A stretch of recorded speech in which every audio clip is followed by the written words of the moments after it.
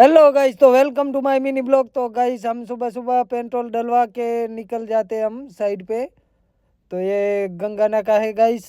तो पेट्रोल डलवा के हम साइड पे आ गए, तो इधर पेवर बच गए थे, ये रोड हो गया है कैंसिल। तो ये रोड के पेवर पूरे दूसरी जगह हम शिफ्ट करेंगे। तो गाइस इधर भी पेवर बच गए थे, तो इधर भी भर के हम दूसरी साइड पे ले जाएंगे।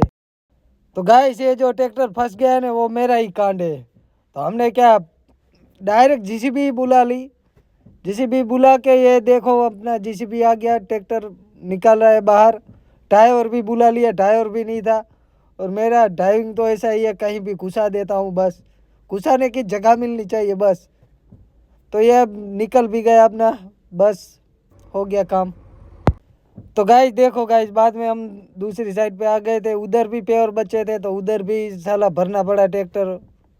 गाइस बाद में सारे पेवर इधर खाली कर रहा हूँ, ये देखो कैसा पोस्ट दे रहा है। गाइस तो हम निकल जा रहे हैं अब घर, आज बहुत लेट हो गया गाइस। उधर पेवर बेवर सारे लेके उधर रख दिए, भैंड चोद वाट लग गई हमारी। फिर भी फाइनली गाइस पूरा हो गया।